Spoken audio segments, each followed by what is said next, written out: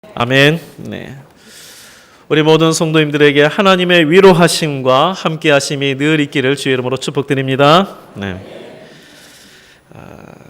2년 전에 혹시 그 광해 왕이 된 남자라는 영화를 기억하십니까? 그 내용을 보니까 잘 알다시피 광해군이 자기가 목숨의 위태로운 걸 알고 어느 정도 시간을 이렇게 비우면서 자기하고 닮은 시장의 한 잡배를 대신 임시로 왕의 자리에 올리게 하는 그런 내용인데, 근데 이 가짜 왕이 시간이 조금씩 지나가면서 백성들에 대한 그런 어떤 그 관심과 사랑, 이것을 보여주면서 같이 있었던 사람들이 그러한 그 마음의 감동을 받고, 그래서 가짜 왕이지만 진짜 왕과 같이 그렇게 여기고, 나중에 호위무사가 이제 쫓기는 그 가짜 왕을 보호하기 위해서 목숨을 걸지 않습니까? 그러면서 마지막으로 하는 말이 다른 사람들은 모르겠지만 나에게는 왕이십니다라고 그렇게 이야기를 해요.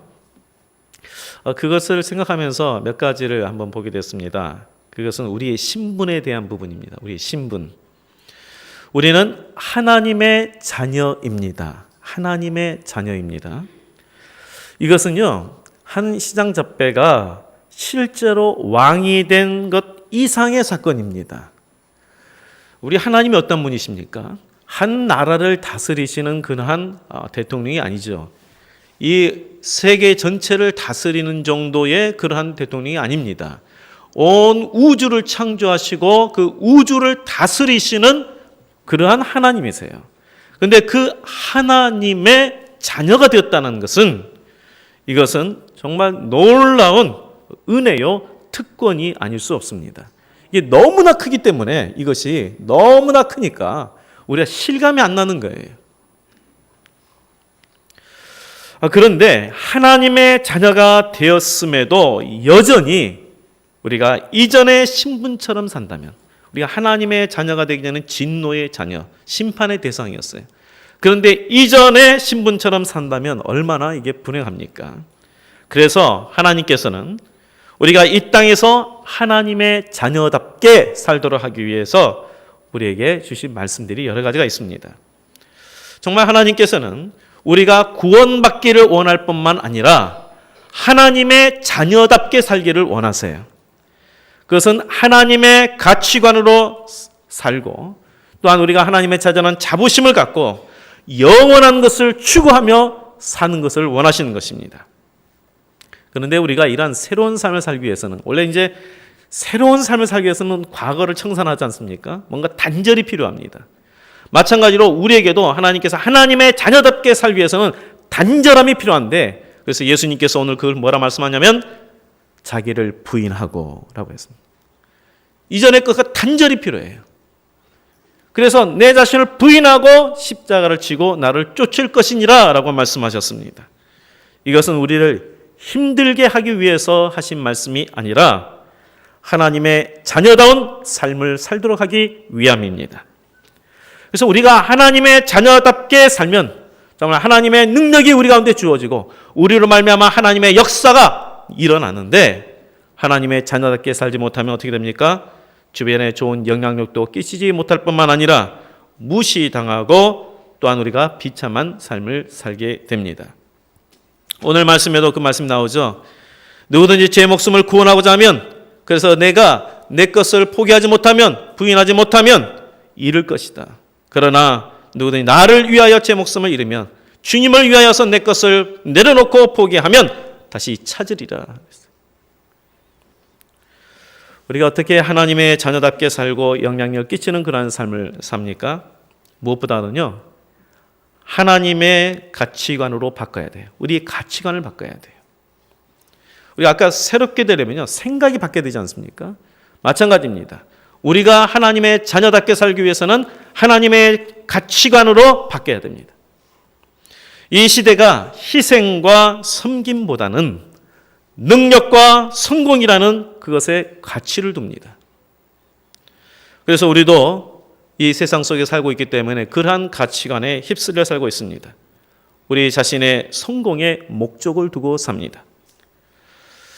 이 종종 그 광고에 보면 이런 광고 기억나시죠? 예전에 2등은 기억되지 않는다.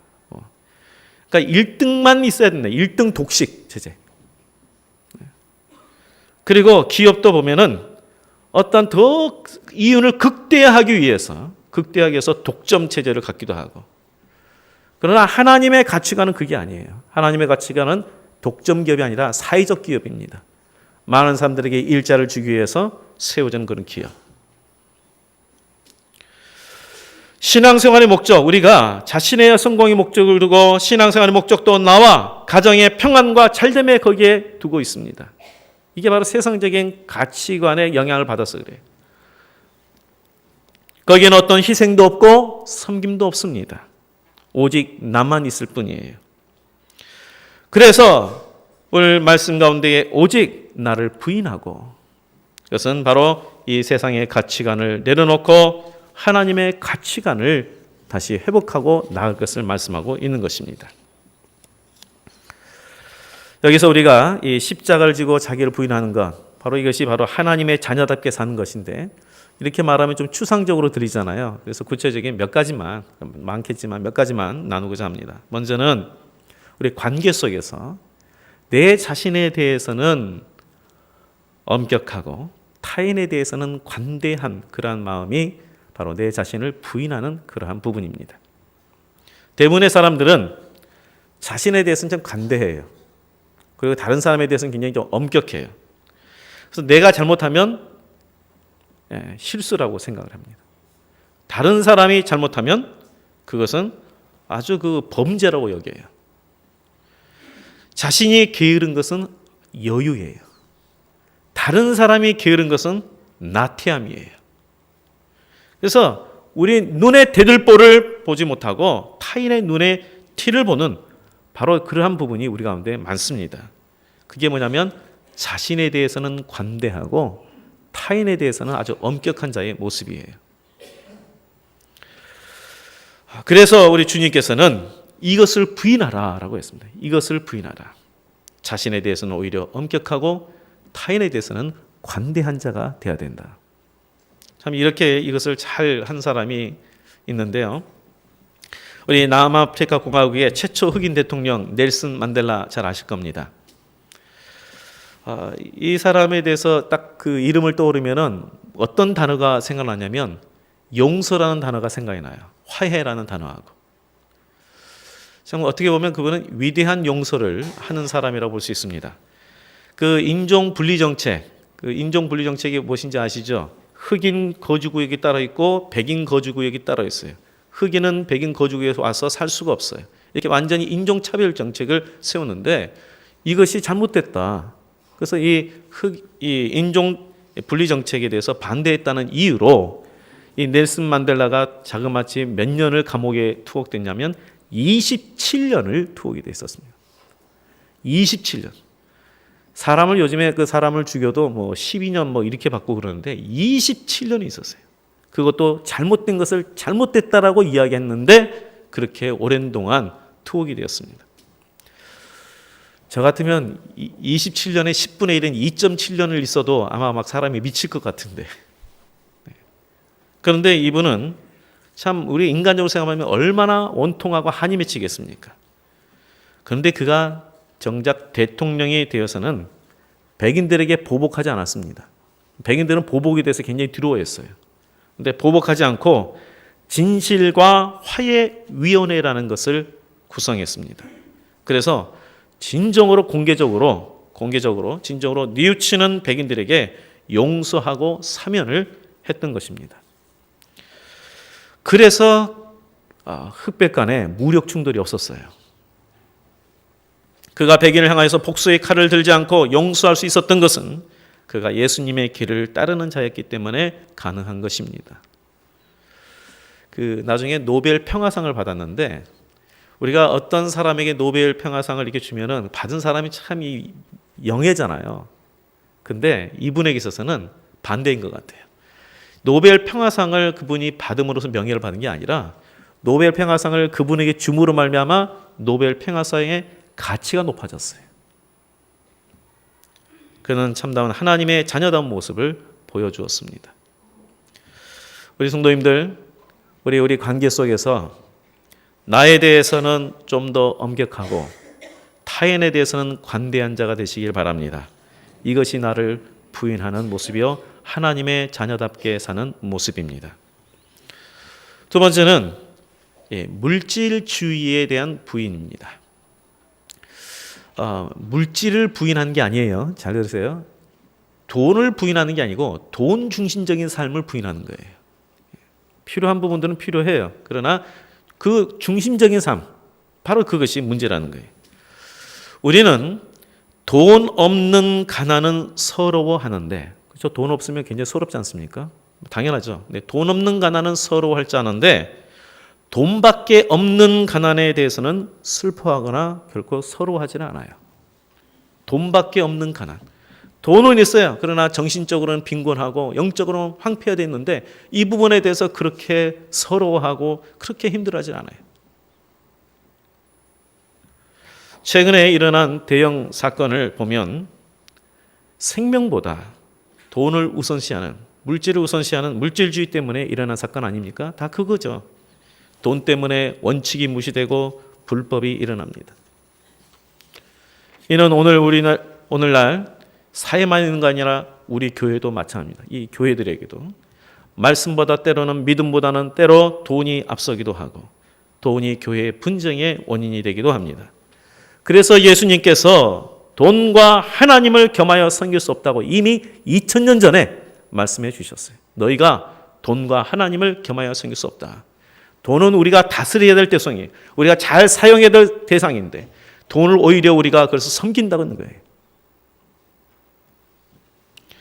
2000년 전이라면 지금과 같이 시장 경제가 발전되지 않는 정말 아주 초보 중에 초보적인 단계인데 그때도 돈 중심의 삶에 대해서 경계하셨는데 오늘날은 얼마나 그 말씀을 우리가 주의해야 되겠습니까?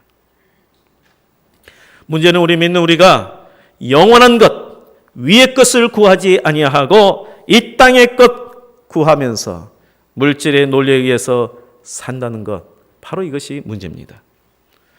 지금 현재 나에게 있어서의 관심이 어디 있는가? 우리에게서 지금 관심이 어디 있는가? 한번 생각해 보십시오. 요즘에 최근에 내 관심이 어디에 있는가? 우리가 예수님을 믿고 따른다고 하면서도 이전과 동일한 그러한 관심을 갖고 오직 이 땅의 것에 대해서 구하고 물질에 의해서 좌우되고 있다면 우리는 예수님을 따르는 삶과는 거리가 먼 것입니다. 하나님의 자녀다운 삶과는 거리가 먼 것입니다. 그래서 이제는 우리가 다시 영원한 것을 찾을 때입니다. 우리 지난주 전도 부흥회를 가졌습니다. 월, 화, 수 많은 분들이 이렇게 와주셔서 참 감사하고 특별히 이렇게 섬겨주신 분들 참 모든 분께 감사합니다. 근데 주제가 혹시 기억나십니까? 주제가 뭐였죠? 하나님의 소원을 이루자. 내 소원을 이루는 게 아니라 하나님의 소원을 이루자는 거예요. 하나님의 소원. 우리는 기도할 때 내 소원을 이루기 위해서 얼마나 많이 기도합니까? 물론 때로는 힘든 것을 위해서 해결받기 위해서 기도해야죠. 그런데 우리가 어디에 초점이 되겠어요? 내 소원이 아니라 내 뜻이 아니라 하나님의 소원, 하나님의 뜻, 여기에 초점을 두어야죠. 우리의 신앙에 있어서 초점이 바뀌어야 돼요. 우리의 관심, 최대 관심을 바로 하나님의 소원을 이루는 것으로 바꾸자는 것입니다. 우리에게서 관심거리가 여러 가지가 있죠. 참 가장 우리가 관심을 갖는 것 중에 하나가 우리 자녀 교육. 참 우리 자녀를 잘 오늘날 이렇게 너무나도 이 유혹이 많은 시대에 우리 자녀를 믿음 안에 잘 자라게 하는 것. 자녀 교육도 우리의 관심의 큰 대상이고 또 이 집을 장만하는 것도 우리의 관심의 대상이 될 수도 있고요.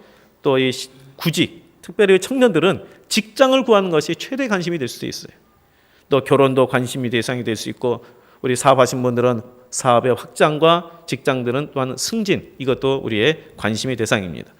이러한 관심들이 다 있어요. 있어야 되고 그런데 예수님을 따르는 우리 성도들에게 있어서 이러한 관심뿐만 아니라 우리가 그것을 넘어서서 더 우리가 최대의 관심을 어디에 둬야 되는가? 바로 하나님의 소원을 이루는 데에 두어야 한다는 것입니다. 이것이 하나님의 자녀다운 자의 모습입니다. 저는 여기 저부터 해서 우리 모두가 하나님의 소원을 이루는 것이 우리의 최대의 관심이 되는 그러한 성도가 되시기를 주의 이름으로 간절히 축복드립니다. 이 땅에서 받는 복은요, 하나님이 덤으로 주시는 거예요.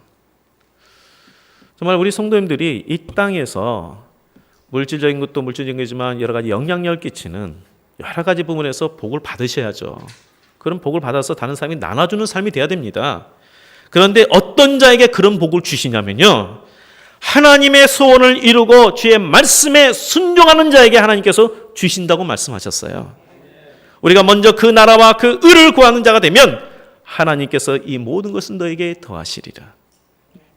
이 땅에 살고 있지만 이 땅의 것을 구하면서 사는 것이 아니라 위의 것을 사모하면서 영원한 논리로 사는 자에게 하나님께서 주시겠다라고 말씀한 것입니다. 그래서 우리 성도님들, 이 세상에 이 물질주의, 돈 중심적인 삶, 다른 어떤 것에 또 중심적인 삶을 부인하고 영원한 하나님의 말씀과 위의 것을 구하는, 어떤 것이 위의 것이겠습니까? 영원한 생명, 구원, 하나님의 뜻, 이런 것을 구하는 신앙이 되시길 바랍니다. 또 우리가 내 자신을 부인한다는 것 중에 하나가, 또 하나님의 자녀답게 사는 것 중에 하나가 넓은 문을 가는 것을 우리가 부인하는 것입니다. 오늘날 우리 예수님을 따르는 신앙을 갖는다는 것이 참 쉽지 않습니다. 이 화려하고 넓고 좋은 문들이 참 많아요. 유혹이 참 많아요. 오히려 좀 핍박이 어느 정도 있으면은 저희가 더 결속이 될 것 같은데 그런 것이 없고 유혹이 있으니까 오히려 흐트러지는 우리 모습을 보게 됩니다. 하나님의 가치와 하나님의 뜻이 아니라 세상의 사고와 세상의 방식으로 살아가고 있는 것이 많다는 거죠. 그러나 우리가 다시 한번 생각해 보겠습니다. 하나님을 믿는다는 게 뭘까? 믿음이 뭘까? 세상이 가치 있다고 생각하는 것을 추구하는 것이 아니라 하나님이 가치 있다고 생각하는 것을 추구하는 것이 믿음이에요. 그러므로 우리가 이 세상의 가치와 같이 성공과 부의 가치를 두는 인생이 아니라 의미의 가치를 두는 인생이 되어야 합니다. 곧 하나님의 뜻, 하나님의 소원인 생명을 구원하고 서로를 섬기며 살아가는 것에 가치를 두는 그런 인생이 되어야 한다는 것입니다. 내가 주님의 뜻을 이루기 위해 조금 더 손해보고 희생하는 것은 분명 좁은 길로 가는 것입니다. 생명을 구원하기 위해서 때로는 시간과 물질을 투자하는 것도 넓은 길이 아니라 좁은 길로 가는 것입니다. 교회이든 일터이든 어느 곳이든 주님의 뜻을 항상 먼저 생각하고 순종하는 길이 좁은 길로 가는 것입니다. 그러나 그 좁은 길로 가는 것이 힘들지만 그 길이 생명의 길이고 능력의 길입니다. 하나님의 동행하심과 살아계심을 경험하는 길이 바로 그 길입니다. 지금 내 중심이 안에 무엇이 있습니까? 누가 있습니까? 내 안에 내 중심에 예수 그리스도께서 계십니까? 아니면 내가 있습니까? 아니면 다른 세상에 어떤 것으로 채워져 있습니까? 내 안에 주님께서 계시다면 주님의 시각으로 바라보게 될 것이고, 내 안에 내가 있다면 내 생각대로 움직일 것이고, 이 세상에 헛된 것으로 차 있다면 그러한 것에 의해서 우리가 보고 움직이게 될 겁니다. 신앙 성숙은요, 바로 내 안에 있는 헛된 것을 제거하고 오직 주님께서 내 안에 계시도록 하는 겁니다. 우리가 왜 기도하고 말씀의 훈련을 받습니까? 결국은 하나님의 시각을 갖기 위해서 하는 것입니다. 하나님의 시각을 가진 자가 이 하나님의 뜻을 깨닫고 하나님의 일을 이루는 것이죠. 오늘 우리 교회가 직분자를 선출합니다. 많은 교회에서 직분자를 선출한 후에 후유증을 겪는 것을 종종 보았습니다. 한마디로 뭐 때문에 그러냐면 하나님의 시각이 아닌 세상의 시각을 갖고 있기 때문에 그래요. 직분자는 무엇 때문에 세워지냐면 섬기기 위해서 세워집니다. 섬기도록 하기 위해서 세우는 거예요. 그런데 우리는 이 세상의 사고가 우리 가운데 들어와서 이 직분자를 명예직으로 생각할 때가 참 많아요. 직위를 얻는 것이 아닙니다. 섬기도록 세우시는 겁니다. 십자가를 지고 주님을 더 쫓는 삶을 살라고 직분을 주는 것입니다. 그런데 우리가 이 세상의 사고에 찌들려서 섬김과 헌신의 가치보다는 명예와 성취의 가치를 두니까 내가 성취되지 않았을 때에 무시당한 것 같고 자존심 상해해서 교회를 떠나는 경우도 가끔 봤어요. 반대로 선출된 자는 더 섬기는 것이 아니라 교만해지는 것도 종종 봤습니다. 하나님의 시각을 갖지 않기 때문에 그렇습니다. 정말로 하나님의 시각을 갖고 섬기는 자가 세워져야 교회가 하나님의 뜻 가운데 움직이고 평안해지는 거예요. 주님께서 말씀하셨습니다. 나를 따라오려거든 자기를 부인하고 자기 십자가를 지고 올 것이니라. 바로 하나님의 가치관으로 바꾸고 섬김과 순종의 삶을 살라고 말씀하신 것입니다. 비록 그 길이 좁은 길이요 이 시대의 정신을 거스르는 길이지만 생명의 길이요 능력의 길입니다. 우리 모든 성도님들, 우리 모두가 이 주님의 말씀대로 순종함으로 하나님의 자녀답게 살아가는 성도가 되시기를 주의 이름으로 축복드리겠습니다. 기도하겠습니다.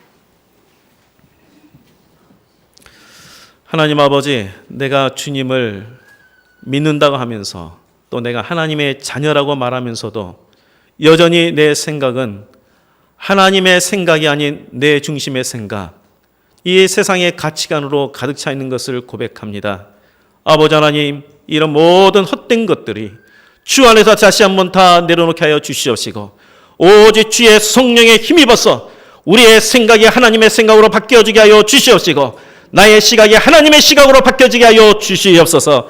그래서 오직 주의 뜻, 주의 인도하심을 받는 우리 모든 성도가 되게 하여 주시옵시고 하나님의 자녀답게 살아가는 우리 성도가 되어 하나님의 역사, 하나님의 인도하심을 우리 모두가 받게 하여 주시옵소서.